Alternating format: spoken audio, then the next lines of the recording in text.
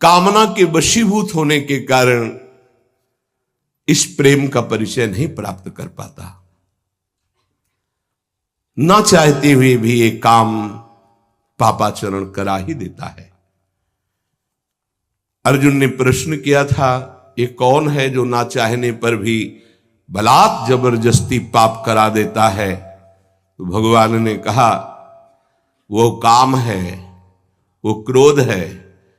ये रजोगुण से प्रकट होता है, राग से, और ये महापापी है, अर्थात महापाप कराने वाला है, महाशनो। ये कभी तृप्त नहीं होने वाला, चाहे जितना भोग लो। ना चाहने वाली बात ऊपरी है और चाहने वाली बात हृदय की है। संसार शरीरों में भोगने से सुख मिलता है, अंदर बैठा है, और ऊपर से हम कहते हैं कि हम नहीं चाहते थे पर ऐसा हो गया। नहीं, अगर ये बात अंदर बैठ जाए कि हमें नहीं चाहिए ये झूठे सुख, तो फिर कोई परास्त नहीं कर सकता। तो बोले, जानकारी होने पर भी प्रयोग क्यों नहीं हो पाता? वस्तु, व्यक्ति, क्रिया, स्थान, इससे जो हम सुख चाहते हैं उसे काम कहते हैं। किसी शरीर से, किसी वस्तु से, किसी पद से। इस काम में शब्द तो एक है पर इसके दोष अनंत हैं। शब्द है काम, और अनंत पापाचरण कराने की इसमें सामर्थ्य है। काम में इसमें अनंत विकार भरे हुए हैं। जब तक मनुष्य के भीतर ये बात बनी रहती है कि शरीर भोग से, वस्तु भोग से, पद भोग से हम सुखी हो जाएंगे, तो ये काम पाप ही कराता रहता है। निर्दोष, निर्विकार, निष्पाप होने के लिए इस काम का मर्दन करना आवश्यक है। सहने से ये नष्ट हो जाते हैं। शास्त्र निषिद्ध कर्म ये काम ही कराता, प्रारब्ध नहीं कराता। प्रारब्ध से शास्त्र निषिद्ध कर्म जो किए उनका फल आता है सुख दुख। अगर शास्त्र प्रतिपादित है तो सुख आएगा, शास्त्र विरुद्ध है तो दुख आएगा। लेकिन ये जो हमसे पाप करा रहा है, ये कोई प्रारब्ध नहीं करा रहा, कोई काल नहीं करा रहा, कोई ईश्वर नहीं करा रहा। काले कर्मे ईश्वरे मिथ्या दोष लगाए, ये हमारी चाहत करा रही, अंदर बैठी है। शरीर के भोगों से सुख मिलता है, ये अंदर घुस के बैठ गया है, और यही हमसे पाप करा रहा है। तो जब जानकारी हो गई तो फिर पाप क्यों हो रहे हैं? जब जानकारी हो गई कि ये काम पाप करा रहा है, तो हम इस जानकारी का प्रयोग क्यों नहीं कर पा रहे हैं?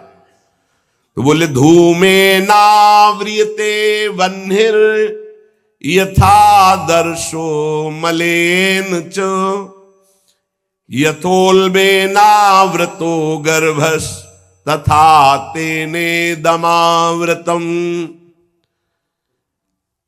ये ज्ञान ढक गया है हमारा, जो ढका हुआ ज्ञान, ये प्रकाशित, ये काम में नहीं आएगा।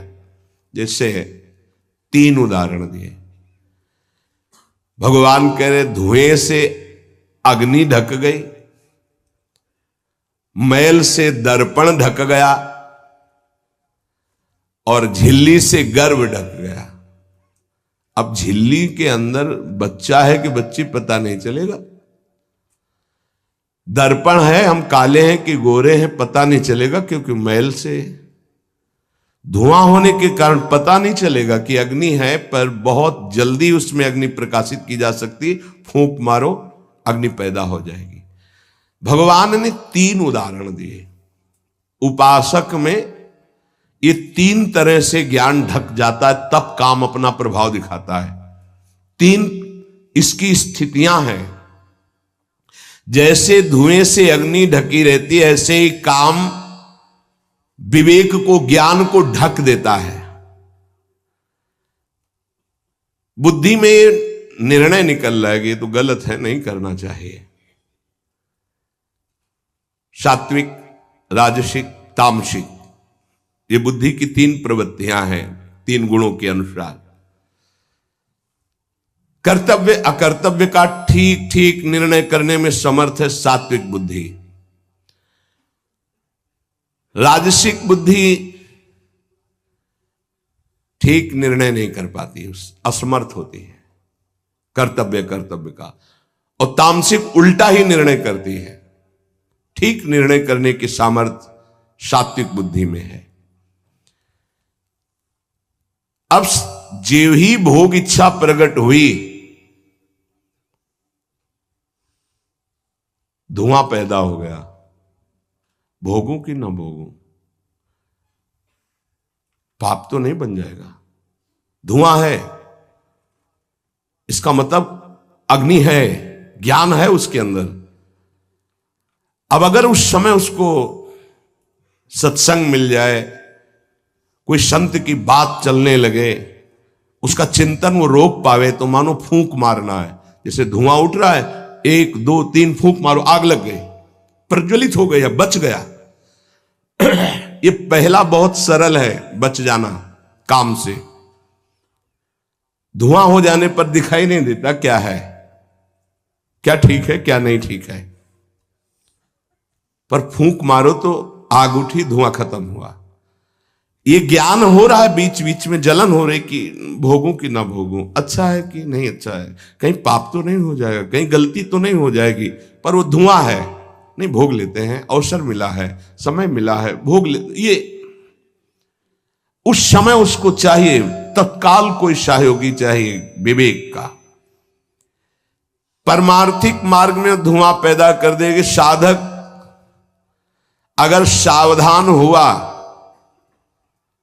तो तत्काल प्रयासरत हो जाता है इस धुएं को हटाने के लिए। फूंक मारने का मतलब कीर्तन शुरू हो गया, वो सत्संग शुरू हो गया, किसी संत के पास तत्काल बैठ गया, उसकी वाणी सुनने लगा, वो धुआं खत्म हुआ। फूंक लगी, आग जली, धुआं खत्म, ठीक निर्णय होगा। नहीं नहीं, ऐसा नहीं करना। उत्पत्ति विनाशशील जड़ वस्तुओं में प्रियता, महत्ता, सुंदरता, सुखद रूपता, ये काम पहले पैदा करता है। ये सत्य है, इसमें सुख मिलेगा, इसमें बहुत सुख मिलेगा। अब ये धुआं बढ़ता चला जा रहा है, कैसे सुख मिलेगा? लाखों लोग भोग रहे हैं, कैसे सुख? कैसे तुम मुझे बावरा बना सकते हो? नहीं नहीं, गलत है। ये है धुआं को हटाना, फूंकना। अरे अन्य शरीरों की अपेक्षा मनुष्य शरीर सर्वश्रेष्ठ है, इसमें विवेक है, हम कैसे ऐसा पशुवत आचरण कर सकते हैं? नहीं, अरे मन नहीं, तेरी सलाह नहीं। अब वो फूंक रहा है, आग पैदा कर रहा है, ज्ञानाग्नि पैदा कर रहा है।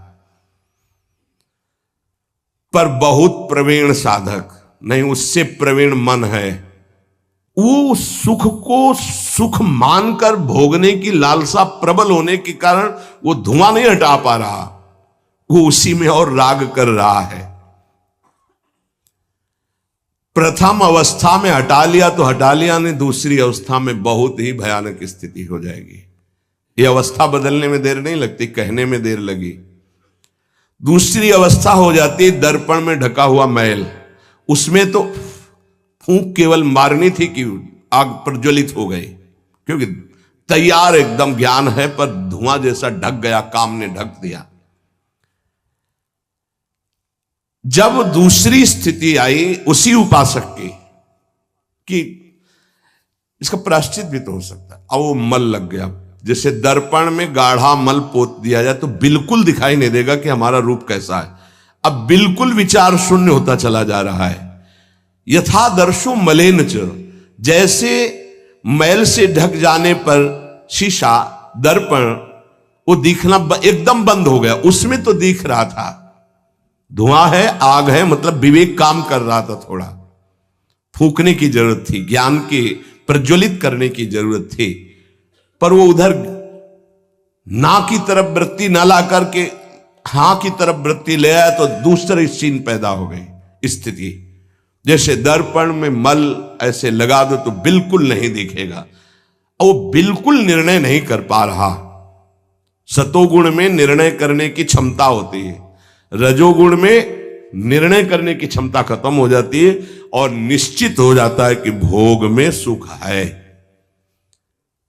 ऐसी कामना का वेग बढ़ा तो ये भूल गया कि मैं साधक हूं, मेरा कर्तव्य क्या है, मैं अकर्तव्य करने जा रहा हूं, ये भूल गया। क्योंकि जैसे दर्पण में ढक गया तो भूल गया, दर्पण में दिखाई देता मैं कौन हूं, तो ज्ञान रूपी दर्पण ढक गया काम से, अब ये उसकी सोच ही खत्म हो गई। अंतःकरण में इतना महत्व पैदा हो गया कि विकलता हो गई उसके अंदर। अब यही उसके पतन का कारण बन गया। इतना महत्व बढ़ गया कि निर्णय करने की क्षमता खत्म हो रही है कि मैं एक साधक हूं, मैं उपासक हूं, पापाचरण नहीं करना चाहिए। ये किसी का भी हो सकता है। पहली दशा बहुत जल्दी हटा जा सकता है, फूंक मारी हट गया, आग पैदा हुई ज्ञान की, नहीं नहीं।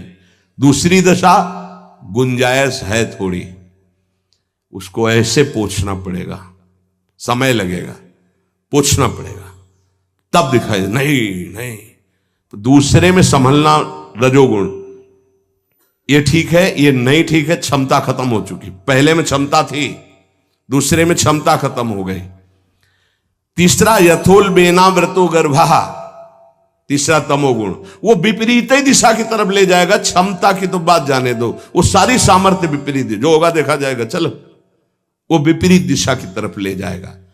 दर्पण पर मैल आने से उसको हटाने की गुंजाइश है, यहां तक हटा जा सकता है, दूसरी स्थिति तक, पर दूसरी स्थिति बहुत कठिन है। हटने की स्थिति अब खत्म हो चुकी, लगभग पर हटा जा सकता है, लेकिन तीसरी में तो हटा ही नहीं जा सकता। जैसे झिल्ली से ढके गर्भ का ये पता ही नहीं है कि बच्चा है कि बच्ची है, ऐसे तृतीय अवस्था में ये पता ही नहीं रहता मैं गलत कर रहा हूं या गलत करने जा रहा हूं। विवेक ही काम नहीं करता, वो उसे सुख और अपना जीवन मान लेता है। अगर उस कामना में बाधा पड़ी तो तमोगुण की वृत्ति बढ़ जाती है और क्रोध पैदा हो जाता है। क्रोध जब अपना स्वरूप धारण करता है तो हिंसा पैदा कर देता है, सम्मोह पैदा कर देता है। सम्मोह स्मृति का नाश किया और बुद्धि भ्रष्ट हुई, नष्ट हो गया साधक। ये सर्वनाश करने वाला काम। सम्मोह माने मूढ़ता, घोर मूढ़ता, कुछ निर्णय करने की सामर्थ्य नहीं रह गई। पशुवत, एकदम पशु। अब उसमें जब वाणी खुलेगी तो झूठ, आचरण होंगे तो कपट, व्यवहार होगा तो बेईमानी, कर्म होगा तो अन्याय और पाप, गुस्सा आएगी तो अत्याचार, हिंसा, इसके सिवा और कुछ नहीं। अपना रजिस्टर कभी पढ़ के देखो, अपने रजिस्टर को तो देखोगे नहीं कि अपने जीवन के रजिस्टर में हमने क्या क्या आचरण किए हैं। ये सबको देखना चाहिए। ये बात समझने की है, थोड़ा कड़वाहट जरूर है कि हम सब तत्काल भगवान को दोष देने लगते हैं, लेकिन भगवान चीख चीख के वर्णन कर रहे हैं, ऐसा मत करो इसका परिणाम ये है, ऐसा करो इसका परिणाम ये है। तो जो कह रहे हैं करो वो तो हम कर नहीं रहे, जो कह रहे हैं नहीं करो वो हम कर रहे हैं। तो उसका जब परिणाम आता है तो हम भगवान को कोसते हैं। बंबूल बोओगे तो उसमें दाग छुहारा नहीं लगेंगे, कांटे ही लगेंगे। पापाचरण करोगे तो उसका परिणाम दुख ही आएगा। पुण्य करोगे तो सांसारिक सुख मिलेगा, भजन करोगे तो पाप पुण्य दोनों से ऊपर उठकर भगवदानंद को प्राप्त होगे। कामना में तदाकार ना होने पावे तब तक बचा जा सकता है। जहां तैयारी बनी सुख भोग की और राजी हो आपने दस्तखत कर दिए, अब आपको भगवान ही बचा सकते हैं, दूसरा कोई नहीं।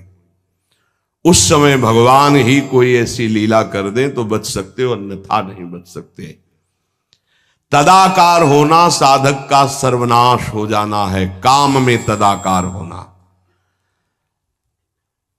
1 2 4 बार अगर आप ऐसी अवहेलना करेंगे तो आपका साथ देगा आपका हृदय और जलेगा, धिक्कार करेगा, बार बार कहेगा गलत है, कान पकड़ेगा, अब की बात नहीं। आगे बढ़ गए, ज्यादा मलिन हृदय हो गया तो आनंदित हर्षित होने लगेगा, आज ये भोगा कल वो भोगूंगा, और वो पापाचरण में हर्षित होकर आगे बढ़ जाता है। ये बहुत बुरी स्थिति होती है। जब तक साधक का हृदय धिक्कार देता है तब तक तो निकलने के चांस रहते हैं कि गलती को गलती मानता है और बार बार कहता है अब नहीं करूंगा। वो विवश होकर गलती हो रही पर वो कह रहा नहीं करो, ये निकल जाएगा, आज नहीं तो कल निकल जाएगा। लेकिन जो राजी हो गया है, जिसने इस महान पाप को, अवगुण को गुण मान लिया है, निकलने की संभावना नहीं, क्योंकि तदाकार होकर उसी में लग गया है। तथा तेने दमावृतम, कामना और इसकी ये तीन अवस्थाएं हृदय में आती हैं। जो साधक ये जानता है, सुनकर के ये मानता है कि कामना में, भोगों में सुख नहीं है, भगवान कह रहे हैं, संत कह रहे हैं, शास्त्र कह रहे हैं, कामना का त्याग करने से ही शांति और सुख मिलेगा। त्यागात् शान्तिरन्तरम्। कामना आते ही फूंक मार दो तो धुआं नहीं बढ़ पाएगा और दूसरी दशा नहीं आ पाएगी, दूसरी स्थिति काम पैदा नहीं कर पाएगा, वो दर्पण में मैल, तीसरी में तो सवाल ही नहीं उठता कि बच जाओ। परमार्थ का रुचि रखने वाला साधक कामना को पहचानना सीखे और जहां काम अंदर आवे तत्काल उसको नष्ट करना सीखे। नष्ट करने का उपाय है नाम कीर्तन, भगवत गुणवानवाद, सत्संग, श्रवण। किसी संत के समीप तत्काल बैठ जाओ, किसी साधक के समीप, और चर्चा करने लगो, काम की नहीं, भगवत चर्चा। ये भी बताने की जरूरत नहीं कि मेरी स्थिति गड़बड़ है, थोड़ा मुझे, कुछ नहीं, उसकी चर्चा नहीं। अगर ऐसा बोले तो उसकी सत्ता दृढ़ होगी। शांत, थोड़ा मन विक्षेप में आया, ऐसा लगा कि आपसे वार्ता करें तो थोड़ी देर आप सुनाइए, गोपी गीत सुनाइए, आप चतुराशी जी का थोड़ा कुछ, आप कुछ प्रभु के विषय में कोई सिद्धांत की चर्चा, सत्संग लगा दीजिए, सत्संग सुनने लगिए, एकांत से हट जाइए, बाहर मैदान में आ जाइए। तो किसी भी तरह से आपको उस समय बदलना है, चिंतन बदलना है। भगवान ने काम की तीन अवस्थाओं का वर्णन किया। ये वर्णन करना केवल आपको पहचान बताने के लिए है। कामना शब्द बोलने में देर लगती, बढ़ने में देर नहीं लगती। इतनी तीव्रता से वो प्रथम से दूसरी, दूसरी से तीसरी, और वो क्रिया में उतार देगा। इसीलिए हानि हरिवंश के नाम अंतर पड़े, लाभ हरिवंश उच्चरत वाणी। नाम चल रहा है तो विवेक ठीक है, वो बचा लेगा आपको। कामना के बढ़ने में देर नहीं लगती। कामना बढ़ने पर फिर कोई विचार की गुंजाइश नहीं रह जाती, अनर्थ परंपरा चल पड़ती है। पाप, संताप, दुख, कामना, फिर ऐसा कि आप 100 बार कसम खाएंगे फिर वहीं फिसल कर खड़े हो जाएंगे। देख लीजिएगा, 1000 बार प्रतिज्ञा करेंगे, एक नहीं 1000 बार, और काम वहीं रौंद के गिरा देगा, पक्का। पहली कदम पर यदि इसे रोकना सीख गए तो बाहर निकल जाएंगे। और हरि शरणागत है तो निकलना तो पड़ेगा ही, वहां टिकने तो देंगे नहीं। हरि इतने कृपालु है, पक्का जलाकर तुम्हारे हृदय को वहां से भगाएंगे, पक्का भगाएंगे। नहीं नहीं, आज से अब नहीं, ऐसी गलती नहीं करूंगा, ऐसी गलती नहीं करूंगा, हे प्रभु क्षमा कर दो, चलो। और जहां फिर क्षमा हुआ तो फिर वो जब हृदय में उमगन आई तो फिर उधर ही की तरफ भागता है। फिर वो ऐसी दीवाल बनवाते हैं, चुनवाते हैं आसपास कि रास्ता बचेगा तो एक ही, हरि शरणम, दूसरा रास्ता नहीं।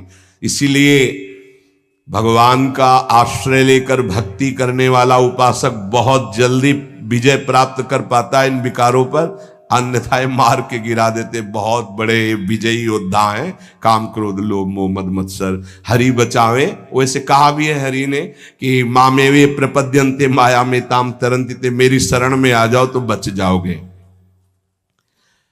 समस्त दोषों का नाश,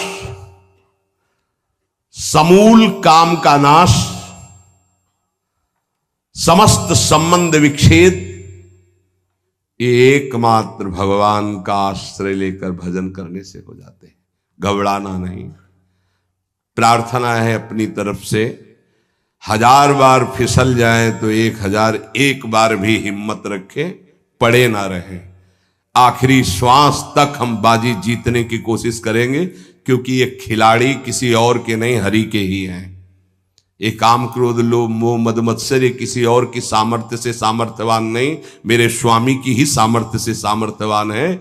जिस दिन हमारा अहम धूल धूसरित हो जाएगा तो 1000 के बाद भी हम उन पर विजय प्राप्त कर लेंगे। इसलिए किसी भी स्थिति में कोई भी उपासक निराश तो होवे ना, प्रशंसनीय वो है जो इस समय विकार से लड़ रहा है, हर विकार को रौंद रहा है और अपने हृदय की मलिनता को सामने रख रहा है। कौन है हृदय की मलिनता को रखता है? प्रशंसनीय वो है इस समय जो अपने जीवन को संभाल ले। भगवान की असीम कृपा है उन उपासकों पर जो यौवन अवस्था को पवित्र करके चला रहे हैं। सातरति सातरति सा लोकांतारति। आप प्रभु के लिए इतनी जलन सह रहे ना, वो बहुत कृपाल है, वो देख रहे, एक एक सेकंड का हिसाब होगा। आप लोग ऐसा ना समझे कि आप जो कष्ट सह रहे हैं, आप जो जल रहे हैं, आप जो बेगों को सह रहे हैं, तो इसका कोई परिणाम नहीं, भगवान बिक जाएंगे। ध्यान रखना, वो देख रहे हैं, उनके लिए तुम सह रहे हो, उनके लिए सह रहे हो। समस्त विषयों का आक्रमण साधकों के हृदय में, तो क्या जाने विषय पुरुष, जो मन आया सो खा लिया, जो मन आया देख लिया, जो मन आया भोग लिया, जो मन आया सूंघ लिया। चलो एक साइड में आके देखो तब तुम्हें पता चलेगा। इसलिए हमारी प्रार्थना मानना, कभी भी किसी भी स्थिति में उदास, निराश और कदम पीछे मत हटाना। आखिरी श्वास तक योद्धा दुश्मन को परास्त करके विजय श्री की आशा रखता है, और हमारी आशा इसलिए पूरी होगी कि हमारे साथ प्रियालाल है। नागरी दासी जन्म जितायो, बलिहारी बलिहारी। ये क्या जाने, ये तो जरा सा छींक दोगे तो तैयार हो जाएंगे हो हल्ला मचाने में। ये साधना जानते हैं क्या? ये चढ़ाई चढ़े हैं क्या कि फिसलने वाला कितना मेहनती होता है जो चढ़ के जाना चाहता है, फिसल रहा है, उसे कौन जानता है। इसीलिए बड़े बड़े महापुरुष इस बात को, साधकों को प्रोत्साहन देते रहते। विषयी जी थोड़ी जानते, विषयी जी तो जरा सी बात हुई ना तो तोप बना करके, वो अपना रजिस्टर देखो पूरा काला, कभी नहीं वो देखेंगे लौट के। हाँ, एक बिंदु अगर कहीं चिट्ठी आ गई है ना तो हो हल्ला मचा देंगे। साधक ऐसा, साधक है। 1000 बार परास्त होने पर भी हमारा वो उदासीपन नहीं आना चाहिए, निराश नहीं होना चाहिए। चूक गए, इस बार भी चूक गए, आगे बढ़ेंगे, रौंदेंगे हम हरिनाम के बल से। हरस हरिनाम जपत जय। निराशा नहीं आनी चाहिए अंतिम श्वास तक, क्योंकि युद्ध किसी साधारण से नहीं हो रहा। भगवान की शक्ति से संपन्न ये षड विकार हैं, कोई छोटे मोटे। भगवान के पुत्र बने जाकर कृष्णावतार में प्रद्युम्न कौन है? कामावतार, साक्षात काम प्रद्युम्न के रूप में अवतरित हो, भगवान के पुत्र रूप में। ये भगवत शक्तियों से संपन्न है, तो भक्त के ऊपर क्यों आक्रमण करते हैं? उसके अहंकार का नाश करने के लिए, शरणागति पुष्ट करने के लिए। यह अनुभव की बात कह रहा हूं। शरणागति में जहां कच्चाई होती तो ये वीर योद्धा घेरते हैं आसपास, तो हमारा मन भागता है प्रभु की शरण। त्राहिमाम, तो कहते आओ, हम ही ने तो लगाया है इनको, नहीं हम ना लगाते तो तुम अहंकार से फैल जाते। आओ, सच्ची कह रहे हैं, ये काम क्रोध लोभ हमारे बड़े सहायक हुए। जब जब ये तीर कमान संधान किए तो भाग पड़े अपने लोग, हरीश शरणम, क्योंकि दूसरा रास्ता ही नहीं है। तो प्रणाम है इनको कि इन्होंने भगवान की शरणागति पुष्ट की, इन्होंने भगवान का आश्रय दिलाया। अगर ये जलाते नहीं तो इधर आना ही नहीं होता। और ये भगवत शक्ति से संपन्न बच सकता है तो भगवत शक्ति संपन्न ही बच सकता है, दूसरे की सामर्थ्य नहीं। हजारों बार यदि हारेंगे तो हमारे अंदर कहीं अहंकार है, इसलिए नहीं। अहंकार रहित पर इनका कहीं किसी भी तरह का प्रभाव नहीं होता। तो अहंकार रहित करने के लिए भगवान इशारा कर देते। देखो प्रश्न करके, तो क्या भगवान भ्रष्ट कराते हैं? वो कहते नामे भक्ता प्रणश्यति, किसी भी स्थिति में मेरे भक्त का नाश नहीं होता। भगवदाश्रय, नाम जप और बहुत सावधानी पूर्वक एक एक मिनट व्यतीत किया जाए।